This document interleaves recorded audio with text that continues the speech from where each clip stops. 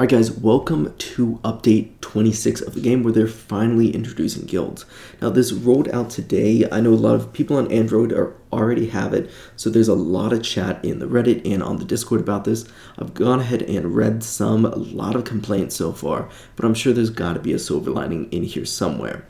So I want to go ahead and go through the patch notes and we can just talk about this and see what's kind of good, what's kind of bad. I know in here it's not just guilds, we have some game updates and a few other things. Okay, so they start off saying that guilds are coming to the tower. Players can create guilds with up to 29 other players in an existing guild formed by someone else. Okay, so it looks like 30 members total is going to be the player count for guilds. So I love that. My first guess on guilds, it came true. Between 20 and 50, so 30, I feel like that's a good amount of players, especially if we're not going to have a chat. I'll probably go ahead and maybe make a Discord for my guild or just a place where other guilds can come together and you guys can have your own channel for your own guild. I think that'd be pretty cool. Guilds were built with the existing complexity in mind, so that's good. We don't want anything too crazy. We don't want to add a super complex chore-based layer to the game with how much is already in the game. That's good because I don't want this taken away from that day-to-day gameplay. Something in the background is going to be what we want. We are also very cognizant to design the reward structure to avoid super guilds of players that only play a lot, or are super powerful. Okay, that's really good. I was thinking that there would be some kind of way where they're going to want you to be with players around your similar level, around your similar ultimate weapons, or farming the same tiers, or maybe just players within your same kind of brackets to keep everyone kind of where you should be. So, okay, onto rewards. Rewards are fairly light, and they're earned by playing mostly how you would play the tower otherwise. Okay, so that's good. There's no need to chat with your guild to get a lot of the mechanics. That's okay. I like it very simple. I don't want players to feel obligated to glue themselves to a new mechanic of the game endlessly. Fantastic. And only want something that's going to bring more fun to the game. I definitely agree with that. Lastly, with it being fairly light, it serves as a foundation for us to add more fun modes within it in time. This is kind of what I thought it'd be.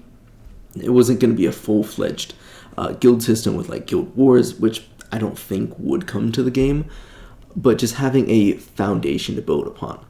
But that's to come later. We'll be reviewing how the system is interacted with and reading a lot of the feedback to help guide us towards growing the system. Okay, right now, from what I've seen, the feedback is mostly negative. So hopefully we'll have a lot of changes coming.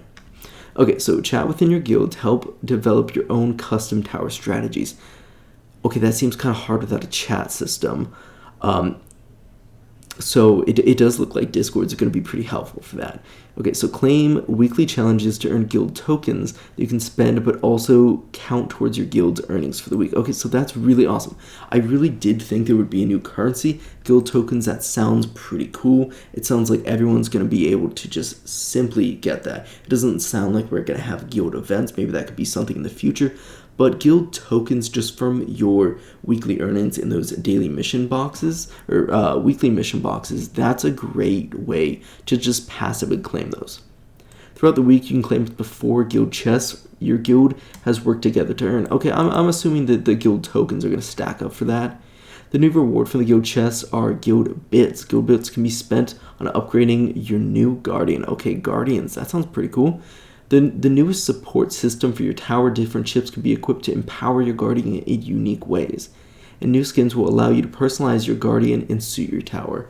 I feel like so far I'm pretty on the money with my projections. I thought it'd be really cool to get skins, whether it be like a tower or background skin for your guild. So it does seem this is another way to increase your coin income, because I'm assuming these skins will also have that multiplier to them. Okay, so guild tokens can be spent on new cosmetics and personalizations for your game profile and tower. Okay, hopefully these cosmetics will have multipliers on them, because as cool as personalizing game profile and tower are, we really just care about those modifiers. Unspent guild tokens will be auto-cached at the end of each guild season, 8 weeks. Okay, guild season, that's really interesting. I saw a lot about the pay-to-win relics, and I wonder if this is what the guild season is going to be. If it's 8 weeks compared to the 2 weeks, then I don't think that's going to be as bad. If you pay the $15 for 8 weeks, that's not going to be as bad. It's still obviously going to be a paywall, but we'll see if we can do something about that. So, okay, I believe that's just everything for the guild. Okay, that seems to be everything for the guild. We'll probably circle back to this, but right now we're just going to run through this. Okay, so game updates. Here we have Cloud Save. The back end for Cloud Saves has been completely migrated to a new system. Okay, this should drastically reduce several Cloud Save bugs that I've experienced on and off in the past. Upon updating, players will need to log into their account, but there should also be no other notable changes for players. Finally, player devices will need to be connected to the internet to start the app, but you can continue runs offline once they have started playing. Okay, this is one change that I have seen a big problem with. Okay, so this was the post that I saw about this, talking about this, and this guy brings up a really good point. So his point here is that there's a ton of players that play the game in places or situations where they can't connect to the internet. So he says for his job, he's at sea for a long time, so he won't be connected to the internet for months. So this update's basically destroying his ability to play the game. I'm sure there's a ton of people who work out in remote areas or who travel a lot, or even if you're just on a plane, you won't be able to start new updates. I am not a big fan of this. I wasn't aware of many of these cloud changes, but I hope this is something that can either be tweaked or something that they're going to end up reversing. Moving on to player profile, the player profile has been expanded to include the guild icon and guild name. Okay, I'm curious about the guild icon, if you kind of get to make your own or if it's going to be pre-selected. I assume that there will be some pre-selected options you can pick from. Additionally, there's some personalized main menu and profile banner skins that will be available in the guild store. Very cool if we can get some monetization on that, because once in a while in a tournament, I'll check out someone's player account just to see their max wave, just kind of see, oh, will they maybe pass me? That's the only time. Not going to really care too much about a banner, but maybe a good place to spend some medals. So for event updates, the event boost has been changed to include 2 new premium relics. Every event, players will continue to be able to earn 2 relics by getting the 350 and 700 from a single event. Okay, really glad that those aren't going away. I was really curious if all the relics were going premium or just 2 additional. So for those who buy the event pass, they can also earn additional epic relics.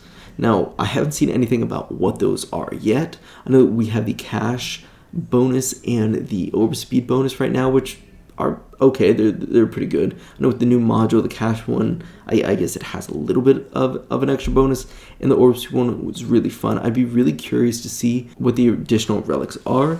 I think it'd be really funny if the first 2 additional relics are just an epic or a rare coin boost, and then just an epic coin boost for a total of like 7% extra coins. So these relics will get rotated in for purchase with currency in events or guilds eventually. So I am happy that it's going to eventually be cycled back in. I know a lot of people are not happy about this because this does bring a whole kind of pay-to-win mechanic to this. At least with stones, there was a diminishing return, so the later you get in the game, the more stones you buy, the less reward you get for it. But relics give flat percent bonuses, so a 5% boost to your coin income is worth a little more than those final few upgrades on the Golden Tower because they cost so much stones. Now on the relics being cycled back in, we have this right here where Fuds is saying, in this case, it's going to take a while for them to rotate in. Guilds are going to offer an opportunity to buy relics as well as with currency.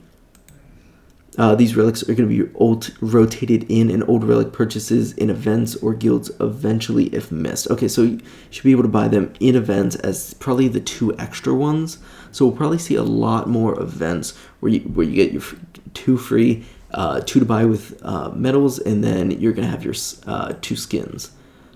And then again, these relics will eventually get rotated in events or guilds purchased, but this may take a while. I'm very curious how long of a while this is going to take. I feel like we're probably going to end up where every single event is going to have 2 purchasable relics in them.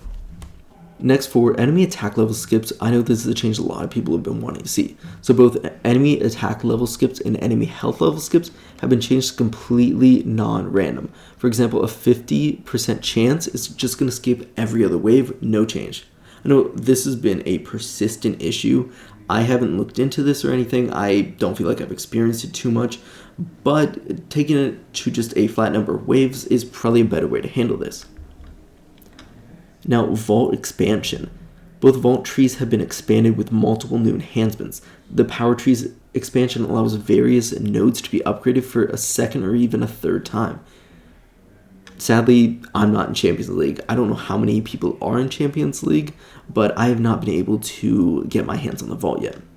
So Tier 2 is unlockable once you have 15 Tier 1 power nods, and Tier 3 is unlockable once you have unlocked 25 Tier 1 power nods and 15 Tier 2 power nods. Okay, so that does seem like a pretty good barrier of entry for Tier 2 and Tier 3. And then both of these upgrades will have a one-time purchase associated with them.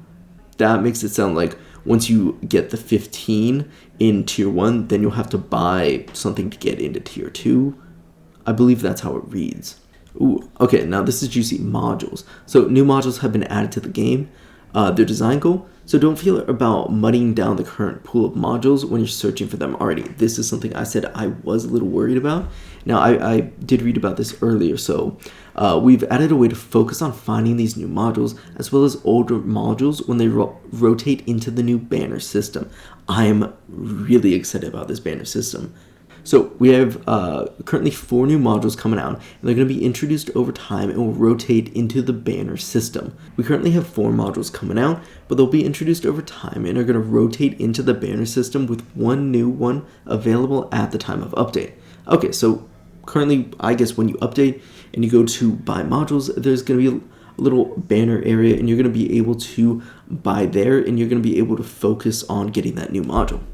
We've also used this chance to improve a lot of the module system. Really happy about this because I feel like I've been dumping a lot of stones and haven't been getting the best stuff out of it. Now there's 2 module banners to choose from, the featured and the standard. The standard is the same as before, while the featured banner is going to have a specific module highlight. Okay, so I guess the banner is just the button where you press the buy 200. So you'll probably see the buy 1 or the buy 10 and 1 for standard and 1 for the featured. So gems spent on the featured banner will have a much higher chance of resulting in a highlighted module. Okay? Anytime a module is featured, it will have 2 weeks to focus. That's a good time. I feel like I average around 3,000 gems a week, so that's about 6,000 gems every 2 weeks. And I think that's about 300 modules that you can buy. So out of that should get you a good amount of those highlighted. So currently, new modules can only be obtained through the featured banner, but they'll be added to the standard banner later. I'm assuming once all 4 go through, it'll be added to the standard. If not, when they're off the banner, it'll probably be added. So any module that you already have a Ancestral 5-star will have a substantially lower chance to appear. That's great to hear. I feel like it should probably be a 0 chance. I personally can't think of a reason that I'd want to keep getting something once I have Ancestral, but I'm sure there's a reason, so a lower chance is probably better. Once you have a module at 5 stars, you can shatter other modules with the exact effect to get shards. Okay, so I'm curious, because I know you can't shatter epics, so I wonder how much more shards an epic is going to give you compared to a rare, especially because it's going to be such a low chance to pull. Additionally, you're now guaranteed at least one rare module every 10 pulls. That's amazing. Every 10 pulls, that's going to up the odds so much. So with that, if I can get 6,000 gems over 2 weeks and I pull 300 modules, I'm guaranteed about 30 unique effect modules. That is incredible. Okay, so model history allows players to see up to 150 of their previous pulls. That's pretty cool. I don't feel like it's needed, but I feel like it's a nice addition to have. The module cap has been extended to level 300. This requires a module to be Ancestral level 5. Okay, this is good. This will definitely add a little bit more bonus that you can put onto your tower. New module substats can be unlocked at level 201 and 241. This has got to be pretty nice. I feel like I'm already using as many submodule effects as I need, but I'm sure once you're in the late game, the more the merrier. It's probably always going to be better to have more. And then the standard cost of module levels between 160 and 200 has been slightly reduced. That's okay. I'm barely at level 100 for my modules, so this isn't going to affect me just yet, but with the fact of them increasing that cap, having that cost come down for 161 to 200 is really nice. Moving into the ultimate weapons, I'm pretty psyched about this because Poison Swamp was the first ultimate weapon that I unlocked. So it's been reworked to be much stronger, but on a cooldown system rather than a chance percent. I think this is definitely interesting. I feel like it's a complete 180 on how it works. So damage stat has been increased, the base radius has been increased, poison enemies move 25% slower, and then Poison Swamp stun duration, stun chance, and Swamp radius labs have been made stronger and have had 5 levels added. Okay, that's pretty good. That's pretty good. Inner landmines, their damage stat has been massively increased. I feel like inner landmines is such a fun ultimate weapon. I know it's much better in the later game, especially when you get the landmines plus. But in the early game, I want to hear from you guys in the future. How is this change going to improve your build? Do you find inner landmines is more useful now or not? So Chrono Jump, Inner Landmines Plus is going to be required for this. This is the new lab that will add to the charge of inner landmines for each inner landmine an enemy has been hit by. Okay, so this sounds like stacking damage multiplier, kind of like smart missiles. Spotlight has had 15 levels added to Angle. If this stat is maxed, the Spotlight Angle module effect for core modules will be banned for free use. Okay, being banned for free is really nice, and it sounds, I don't have my Spotlight maxed out, but I've seen photos of people who have it pretty maxed out. It looks like it covers basically everything, so I do think you're going to get 100% coverage with this. One thing I would like to see for Spotlight is I only have the one little Spotlight, and it flashes, and that kind of bugs me. So if my whole screen is flashing, that's going to be really annoying. If we get a way to just kind of like toggle the visual off, I'd love that. If that's already in the game, please let me know. If a player is maxed out Chronofield Duration Workshop, as well as the Duration Lab, the Chronofield Duration module effect with Chronofield for the core modules will be banned for free. Again, a very nice thing to give us, just these free bans once you actually reach that point. And then Deathwave has been given 5 additional levels to cooldown. I can't say how good this is going to be for the late game. I know you'll have Perma Black Hole and Golden Tower be up a good amount. I don't know how much Golden Tower and Deathwave are going to overlap. I'm sure it's going to be fine, and it's probably going to not mess things up too much. So other change, Wall Rebuild will now push all enemies out from the tower to ensure no enemies are trapped inside. That's pretty nice. I know previously I had to wait for a shockwave to come to push the enemies out, so that's really nice. You get like your own little mini shockwave with the Wall Rebuild. Count of active enemies have also been added to the Wave Info tab. I think this is going to be an okay quality of life addition because when enemies last for, I believe, over 3 waves, their coin income that you can get from them is cut in half. So seeing if you're stuck at that max enemies for too long, from there you can maybe see if you need to change something in your build to make sure that you're killing enemies fast enough. Other than that, I can't really think of a good use for that. So Battle Condition Reduction Lab. This is going to decrease the level of active battle conditions by a percent. It does not apply to the more bosses or ultimate weapon duration battle conditions. So this is unlocked tier 18 wave 1000, so not a lot of us are going to see this. This is probably going to help late game players in both farming and both their tournament runs. I feel like this is probably something that could be added much earlier, but just have a sharper scale on the cost of researching.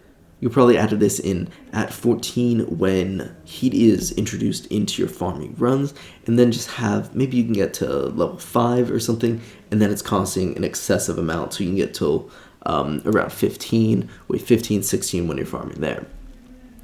A new permanent battle condition has been added to the Legends League tournament. Enemy level skip reduction. Oh, okay, that is going to be kind of crazy. I feel like if everyone is suffering from this at the same time, it's probably better, and I actually really like this change, and here's why. Because if everyone has their enemy attack or enemy level skip, both attack and health, coming down, you're not going to get as far in tournaments, so everyone's not going to get as far in tournaments, which means that it's just going to be shorter tournament runs. And I know a lot of my tournament runs can get up to wave 1000, and that takes a lot of time. So if everyone's dealing with a shorter tournament, I feel like that gets you back into your farming soon enough.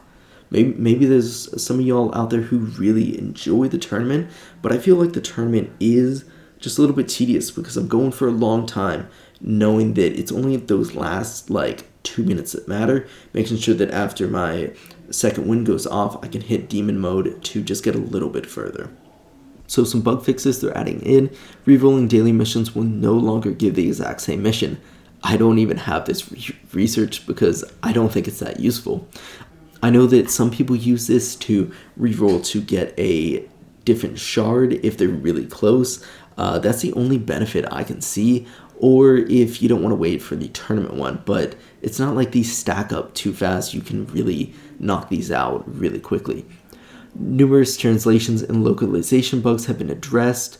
That's pretty good. If you're trying to read something in the game and it just doesn't make sense or the words aren't right, that would be really annoying. Enable run offline to no longer occasionally put the tower into a locked state. Wow, I'm glad I have not experienced that bug. Space Displaced will now work even if you don't have the inner landmines rotation, lab, or research. Okay, that's pretty cool. And then Poison Swap Ren now applies every time damage is taken, not just every tick. I assume this is mainly because of the changed Poison Swap, but regardless, pretty good. And finally, they say thank you for the support and feedback. Watching people play the game on planes and getting recognized at restaurants for my stupid ads makes my day. This isn't my joke, but I saw someone on Reddit, they said watching people play the game on planes, you can't really do that when you can't play online. I had a work trip, I had to fly to London, and for that whole 9-hour trip, no gems. Not a single gem. You can start and you can finish, but there's no gems. So it's a little disappointing. But now if you can't even start, that's a little rough. So if you're halfway through a run, getting on a plane, you might want to consider if you want to start and if you want to stop and start again. Now, they have a lot of plans for version 27 already, but they're going to be hotfixing, making quick changes to version 26 as they review the fallout. And then there are a lot of comments. Just mainly, I feel like the big issue is the premium relics. I don't think this is the greatest thing, but I feel like I'm in a fortunate position with this YouTube channel, and I do want to make a change and help. So I think every time that one comes out, let me know what you guys think about this, but just giving away one free event pass. Let me know what you guys think down below. It'll probably just be random every time, and I don't think there's a way to actually gift it, so we probably have to work something little around the system to get that done. But other than that, let me know what you guys think about this overall. I know there's gonna be a lot of complaints about this update, but I do think overall it's gonna be good for the game. I feel like it's gonna have a lot of place to expand upon. Just to drop a little bit of comedy in here, I want to talk about some of the Reddit posts that I've been seeing. Yeah, this is me waiting for the update. I'd really love to check it out. Really love to start a guild. I'm sure you guys would love to join the guild, but I'm waiting. Okay, this one, fantastic. Okay, so in the guild store, it looks like, now, steal. FUDs goes into your phone's wallet while you're not watching and buys the premium relics, which will make him take less coins. I think this is hilarious. Yep, next I am Squidward. I'm just stuck on version 25 and everyone else seems to be enjoying version 26. I'm tempted to go out and just buy a super cheap Android phone just for a dedicated tower phone. It means I don't have to play on my main phone and we can get these updates when they come out. And then the last 24 hours, okay, we can complain about the patch or we can complain about not getting the patch. Yep, we all know which one I'm on for this. But anyways, if you guys enjoyed the video, go ahead and hit that like button and make sure you guys subscribe for more videos just like this.